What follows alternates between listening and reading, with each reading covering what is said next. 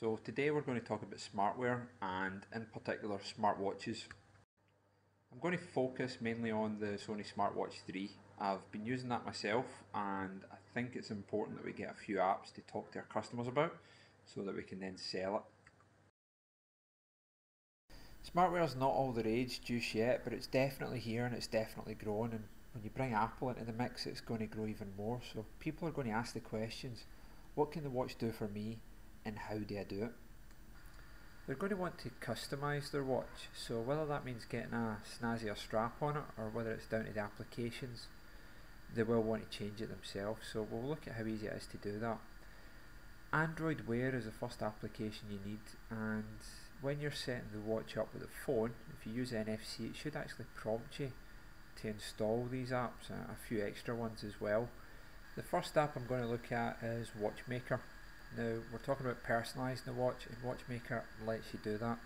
It's dead easy to use, and if you pay the £2 for the premium version, you can even use your own photos as a background. All you do is click on the add button, then you can place shapes, colours, widgets and the time obviously on the screen. It's easy then to drag them into position, resize them, change the fonts, and then when you're done, all you do is click set watch face and it instantly syncs to your watch like this. Okay, so it might just be a couple of quid, but I opted for the free version, so no pictures for me, but I have changed it quite a few times, different designs, and it is very easy to use.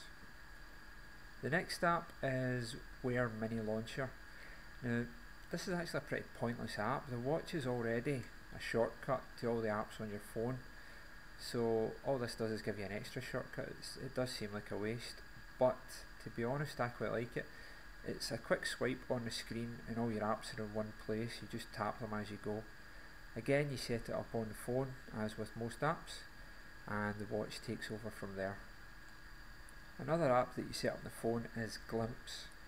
Now this is an ideal app for the watch because it's something that it's designed to use on the go. So you set it up beforehand, you set a route, a duration for it to run, and you pick a contact or contacts to send the info to.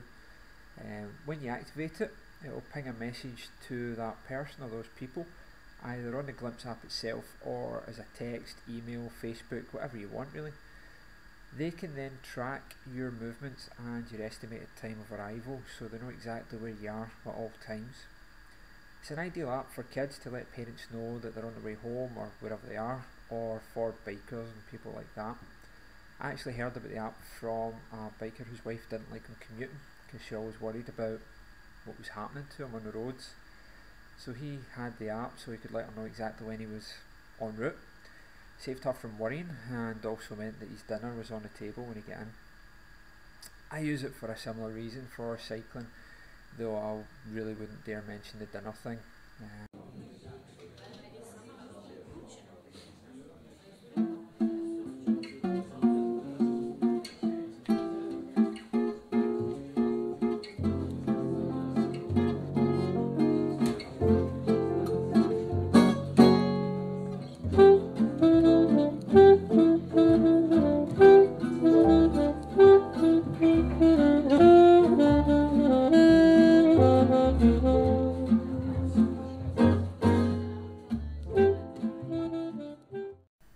Next up is LifeLog. Now this is Sony's fitness app, but it's actually a lot more than just fitness.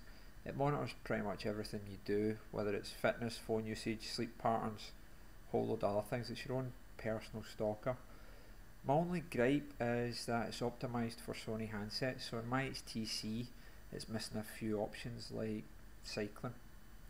I've also noticed that the watch seems a little bit less accurate in my HTC than the Smartband or the Smartband Talk. Now this could just be because the app itself is a work in progress, or it's more likely that it's because they use Sony apps rather than Android Wear, and there's a bit of disparity there, but it is getting better, and if you've got a Sony phone, to be honest, there's nothing quite compares to it for measuring all your fitness. LifeLog is maybe a decent app to push people towards a Sony handset as well as the smartwatch, but for all other diehards that prefer a different Android model, or if cycling is your thing, then Fit from Google is actually a pretty decent fitness tracker, and it's one that I would recommend. Fitness is something that we should really know about when it comes to these sort of things. It's really where the smartwatches are going. To put it into some sort of perspective, in 2013 they reckon about 3 to 4 million fitness bands and smartwatches were sold. This year they're expecting over 50 million. It's a massive, massive growth. For me, the benefits of Fit is that it's a really easy interface to use, and it again tracks multiple activities, so it doesn't matter what you're into, but also that you can set your goals and the watch will keep you updated on how far through your goals you are, and also when you achieve it, which is ideal. Of course there's more to life than just keeping fit, but your watch will keep you notified about everything that you do. So your social media apps, games, texts, trackers, appointments, whatever you want to use, your watch will keep you up to date without the phone coming out your pocket. Or it can sit in the back office while you're on the shop floor. You can have a wee discreet peek at your wrist every now and again rather than digging the phone out and looking like you're just wasting time. And you can talk to the watch as well. You don't even need to touch the phone or the watch to send emails, text, instant messaging. Simply say, "OK Google," and away you go. Now you can probably tell I've got a bit of a cold at the moment, so I was playing around with this, said, "OK Google, send text to Danny Nealon, be there in 5.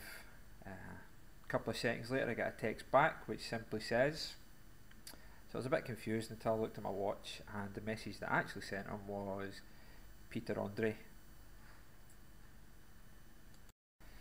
Moving on from Peter Andre, if you're a music fan, you can store up to 4 gig of music on your watch, connect up a Bluetooth headset, and you have a soundtrack for your daily run without taking the phone with you.